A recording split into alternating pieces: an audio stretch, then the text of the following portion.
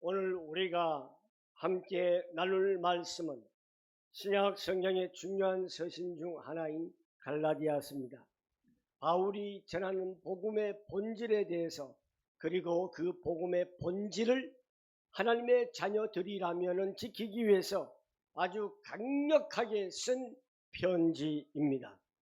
이 편지의 시작 1장 1절에서 3절 말씀은 단순한 인사말로 하는 것이 아니라 그것을 넘어서 바울이 전하는 복음의 핵심과 그 복음을 흔들려고 하는 자들에 대한 경고를 담고 있다는 사실을 우리는 아셔야 합니다. 그래서 우리는 오늘 본문을 통해서 진정한 복음이 무엇인지, 그리고 그 복음의 의미가 진짜 어떤 것인지 우리에게 알려주고 우리는 생각을 해보아야 할 것입니다. 사도 바울이 갈라디아 교회 성도들에게 보내는 인사로서 그의 사도직의 근원과 복음의 핵심을 아주 짧게 요약을 하고 있습니다. 이 구절은 바울의 사도직이라고 하는 것이 인간에게서 온 것이 아니라 예수 그리스도와 하나님 아버지에게서 이 사도직이라는 귀한 직분이 왔고 거기가 근원이 되었음을 강조하며 그리스도가 죄인을 구원하기 위해서 자신을 내어주신 은혜의 복음을 선포하는 것입니다. 그러면은 오늘 본문을 나누면은 첫째로 사도직의 권위를 1절에서 말하고 있습니다. 사람들에게서 난 것도 아니요 사람으로 말미암은 것도 아니요 오직 예수 그리스도와 그를 죽은 자 가운데서 살리신 하나님 아버지로 말미암아 사도된 바울은 이렇게 말하고 있습니다. 예수 그리스도와 예수 그리스도를 죽은 자 가운데서 살리신 하나님 아버지로 말미암아 비롯되었다라고 강조를 하고 있습니다. 바울은 자신의 사도직이나 인간의 선택이나 위임을 통해서 인간들을 통해서 얻어진 것이 아님을 아주 강력하게 명확히 밝히고 있습니다. 자신의 사도직이 사람으로부터 온 것이 아님을 분명히 말하고 있습니다. 당시 갈라디아 교회는요, 바울의 복음을 의심을 했습니다. 바울이 전하는 메시지를 굉장히 의심을 했습니다. 그가 전한 복음이 사람의 가르침이라고 선동하고 거짓 주장하는 거짓 교사들이 굉장히 많았습니다. 오늘날도 마찬가지입니다. 오직 복음만을 전하고 예수 그리스도만을 전하는 자들은 이단으로 몰리기가 굉장히 쉽습니다. 여러분들은 왜 예수 그리스도와 복음만을 전하는데 이단이라고 말하느냐? 이렇게 물어보면 너무 강조하기 때문에 그렇다는 거예요. 율법은 강조 안 하고 예수 그리스도 복음, 이게 본질이고 핵심인데 이걸 너무 강조하니까 율법이 좀 너무 죽지 않느냐. 그래서 이단이라고 한다. 이게 말이 안 되는 소리예요. 성경 66권 전체는 구약과 신약은 무조건 예수는 그리스도를 우리에게 전하기 위해서 부연적으로 다 설명을 하는 성경입니다. 하나님의 말씀입니다. 바울의 사도직을 의심하면서 율법 준수를 강조하는 유대자들이 굉장히 많이 있었습니다. 바울은 그들의 주장이 틀렸음을 증명하기 위해서 자신의 사도직이 하나님의 그 영적인 권위에 기반하고 있음을 강력하게 주장하고 있습니다. 이에 바울은 자신의 사도직이 예수 그리스도와 하나님 아버지에게서 직접 왔다. 이것을 굉장히 강조합니다. 이는 복음의 신적 기원을 확증하는 아주 중요한 선언입니다. 그래서 여러분들도 나는 하나님의 자녀다. 복음을 전하는 하나님의 자녀다. 이거를 자랑스럽게 여겨야 하며 선포해야 합니다. 큰 교회 다닌다고 자랑하지 말고, 작은 교회 다닌다고 위축되지 말고, 우리는 복음의 전도자다. 이런 확신을 가지십시오. 뒤에서 아멘 하네 애들이. 여러분, 제가 실은 어느 총회에, 작은 총회에 한 300개 교회 정도 되는, 옛날에는 한 1000개 넘었던 총회에 있었어요. 저보고 총회장 맡으라고, 총회장 맡으러 별 이야기를 다 하는데 제가 거절했어요. 지금 우리 큰 총회에 내가 총을 맡고 있기 때문에 할 수 없다. 끝나고 나서는 몰라도. 그리고 신학을 바로 세워나가야 된다. 그 신학원을 저의 은사가 예전에 세웠던 것인데 잘 크게 나가다가 지금은 좀 줄어들었어요. 이사장만 맡아달라고 사정사정 하길래 제가 그거는 내가 허락하겠다. 그 대신에 돈을 지금 내라고 하면 난 못한다. 우리 교회 건축하기 때문에 염려 마라. 우리 교회를 오히려 도와줄 수 있는 쪽으로 기도하면서 방향을 잡아보겠다. 자세한 이야기는 제가 안 하겠습니다. 근데 금요일 날 제가 취임식을 가는데 성경책을요 제가 들고 딱 갔어요. 가니까 엘리베이터 앞에서 목사님이시죠? 예, 머리 끄적거리니까 목사님 먼저 타세요. 또 내릴 때도 목사님 먼저 내리세요. 이분이 거기에서 이야기를 하는데 성경책을 끼고 다니는 목사님 처음 봤대요. 제가 뜨끔하더라고요.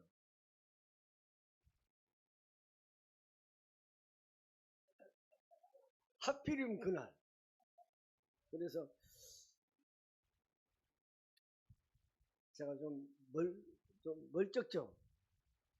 그래. 우리는 앞으로 예배를 가면은 성경책을 들고 가는 거예요. 그리고 앞으로 우리는 예배 시간에 우리가 성경 구절을 잘 안 올린 이유도 성경책을 보라 이거예요. 우리가요, 이 스마트폰 다 나와 있지 않습니까? 좋아요. 그런데 이거는 살아있는 말씀이 아니에요. 이 기계 자체는 죽어 있는 거예요. 그래서 책을 우리가 똑같은 요즘 전자책이 많이 있지 않습니까? 저도 전자책을 많이 보는데 이거 보는 거하고 그냥 종이로 보는 종이책하고는 차원이 달라요. 우리 머리에 들어오는 것도 마찬가지고. 그래서 앞으로 우리 교회 성도들은 전부 다 성경책을 가지고 찬송 부르고, 여기 나오더라고요. 찬송 부르고 성경을 읽고 하겠습니다. 우리 교회만큼은 다시 돌아가야 합니다. 한국 교회가 요즘은 지난번에도 말씀드렸죠? 찬송 부르기 운동, 요즘 젊은이들이 찬송 회복하기 운동을 많이 합니다. 이 찬송은요, 영감이 담겨있는 곡조 있는 기도예요. 정말 이 찬송이 1000년 전부터 이렇게 불러왔잖아요. 이게 불러왔잖아요. 그게 지금까지 불려지는 거 왜 그럴까요? 영감이 있는 곡조 있는 기도란 말이에요. 곡이 담겨있는 기도란 말이에요. 그래서 지금까지도 불려지는 거예요. 저도 유행가를 참 좋아합니다만 유행가 암만 불러도요 결국 아무 남는 게 없어요. 그러나 찬송가를 부르면은 달라요. 우리의 영이 맑아져요. 내 삶이 달라져요. 여러분들 가급적이면은 찬송가를 많이 듣고 부르십시오. 아멘. 우리가 믿는 복음이라고 하는 것은 인간의 지혜나 노력으로 만들어진 것이 아니라 하나님께서 직접 말씀하시는 진리라는 것을 우리는 아셔야 합니다. 이 진리가 바로 우리가 흔들리지 않고 굳건히 설 수 있는 반석인 것을 믿으시길 바랍니다. 두 번째, 은혜의 선포입니다. 2절 3절 한번 말씀을 보겠습니다. 함께 있는 모든 형제로 더불어 갈라디아 여러 교회들에게 우리 하나님 아버지와 주 예수 그리스도로부터 오는 은혜와 평강이 있을지어다. 은혜와 평강이 있을지어다. 바울은 자신과 함께 있는 형제들의 이름으로 갈라디아 여러 교회들에게 인사를 전합니다. 저는 항상 문서를 만들거나 편지를 쓸 때 주 예수 그리스도의 은혜와 평강이 당신에게 넘쳐지기를 기원합니다. 이렇게 꼭 씁니다. 자, 여러분 옆에 인사하겠습니다. 은혜와 평강이 있기를 바랍니다. 아멘. 자신과 함께 있는 형제들 그리고 모든 사람들에게 예수 그리스도의 이름으로 여러 교회와 갈라디아 교회에게 은혜와 평강이 있을지어다 이렇게 인사를 합니다. 여기에서 은혜와 평강, 은혜는 뭡니까? 원어로 카리스라고 합니다. 우리가 카리스 주석 그러지요. 은혜 주석이라 이 말입니다. 이 은혜가 뭐냐? 하나님께서요 죄인에게 값없이 베푸시는 구원의 선물을 바로 은혜라고 합니다. 아무런 우린 구원받을 자격도 아니고 조건도 없는데 하나님께서 우리에게 무조건으로 더군다나 죄인이었던 우리가 하나님의 은혜로 값없이 우리는 구원을 받았다. 이것을 은혜라고 하는 것입니다. 갈라디아 교인들은 율법을 통해서만 구원을 얻으려고 노력을 했습니다. 바울은 구원이 오직 하나님의 은혜를 통해서만 가능하다라는 것을 상기시켜주고 있습니다. 은혜는 받을 자격이 없는 우리에게 값없이 주어진 하나님의 사랑과 구원, 한 줄로 말하면 그렇게 정의할 수 있습니다. 평강은 뭐냐? 원래로 말하면은 그 원어 헬라로 보면 에이레네, 이 평강, 에이레네, 이거는 히브리식 인사말이에요. 샬롬이라는 것과 같은 뜻이지요. 하나님과의 화목을 통해서 얻는 내적인 평화를 바로 평강이라고 합니다. 어떻게요? 하나님과 나와의 관계가 제대로 되어 있을 때, 내가 하나님과 화목하게 되어 있을 때 누리는 평안, 이것이 평강이에요. 우리가 평강을 얻지 못한 이유가 왜 그럴까요? 하나님과 내가 화목되지 않았기 때문에. 우리가 왜 기도 응답이 안 될까요? 하나님과 나와의 화목이 먼저 돼야 되는데 안 되었기 때문에 그렇습니다. 오늘날 교회들도 마찬가지예요. 하나님과 먼저 화목되는 교회가 응답받는 교회이고 하나님께서 아주 귀하게 쓰임을 받는 교회가 될 줄 믿습니다. 평강은 바로 그 무엇으로 말미암아? 은혜로 말미암아. 하나님께서 우리 죄인들에게 무료로 값없이 조건 없이 주시는 구원의 선물, 그 은혜로 말미암아서 우리가 하나님과 화목하게 되어 누리게 되는 내적인 평안이라 이렇게 말씀을 드릴 수 있습니다. 그래서 은혜를 받아서 구원을 받은 자들에게 주어진 결과가 평강입니다. 그래서 우리는 은혜와 평강이 있을지어다라고 말하고 있습니다. 셋째로, 그리스도를 믿는 믿음을 통해서 이루어집니다. 은혜와 평강, 이 두 단어는 복음의 핵심을 요약하며 율법 준수가 아닌 오직 그리스도를 믿는 믿음을 통해서 구원과 평안을 얻을 수 있다라는 메시지를 담고 있습니다. 이 은혜와 평강은 우리의 노력이나 율법을 지키고 하는 율법을 준수로서 얻어지는 것이 결코 아닙니다. 오직 은혜와 평강은 우리가 그리스도를 믿는 믿음 안에 있는 자들만이 할 수 있는 것입니다. 오직 하나님 아버지와 주 예수 그리스도에게서만 오는 선물이라는 것을 잊지 마십시오. 바울은 이 인산을 통해서 복음의 본질이 뭐냐? 인간의 행위가 아닌 하나님의 선물로 라는 것을 다시 한번 굉장히 강조하고 있습니다. 갈라디아 교인들에게 이제는 율법주의에서 벗어나서 그리스도 은혜 안에서 자유함을 누리라는 강력한 권면을 하고 있습니다.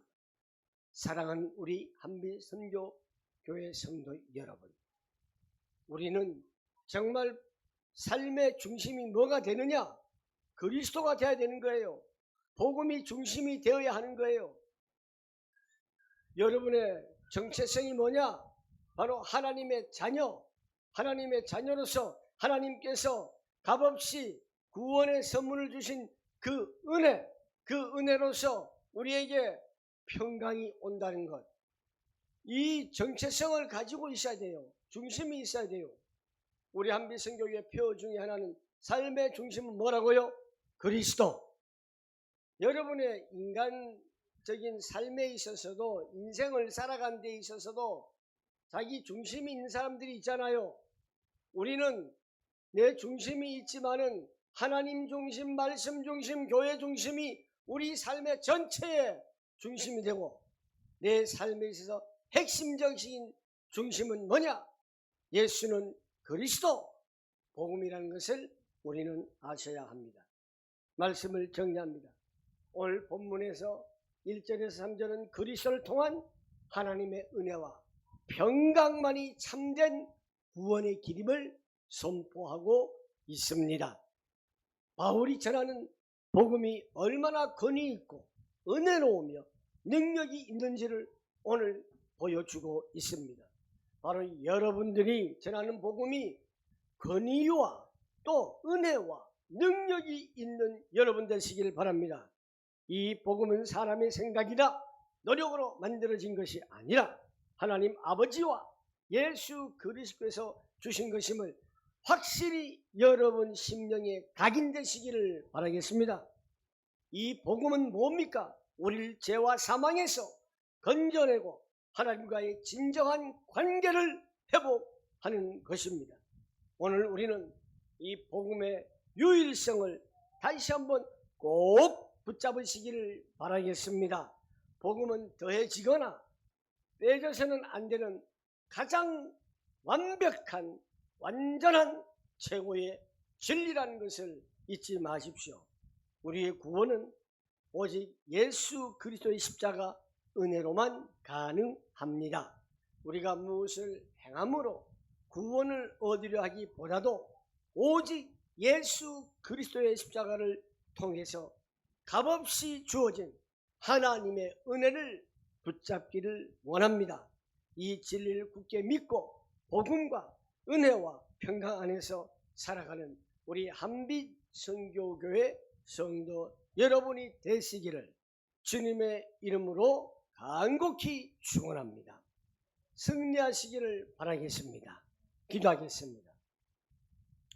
좋으신 하나님, 오늘 우리는 다시 한번 우리의 삶의 중심은 예수는 그리스도라는 것을 다시 한번 상기하면서 복음의 유일성을 다시 한번 붙잡게 하여 주시옵소서. 이 복음은 완전한 진리이며 완벽한 진리이며 하나님 그 무엇도 비교할 수 없는 진리임을 깨닫게 하여 주시기를 원합니다. 우리를 오직 예수 그리스도 십자가 은혜로서 구원시켜 주심을 감사합니다. 우리의 노력과 우리의 공로가 아닌 오직 값없이 예수 그리스도 십자가를 통해서 주어진 구원, 이 하나님의 은혜를 붙잡고 살아가게 하여 주시옵소서. 거룩하신 예수님의 이름으로 기도하옵나이다. 아멘.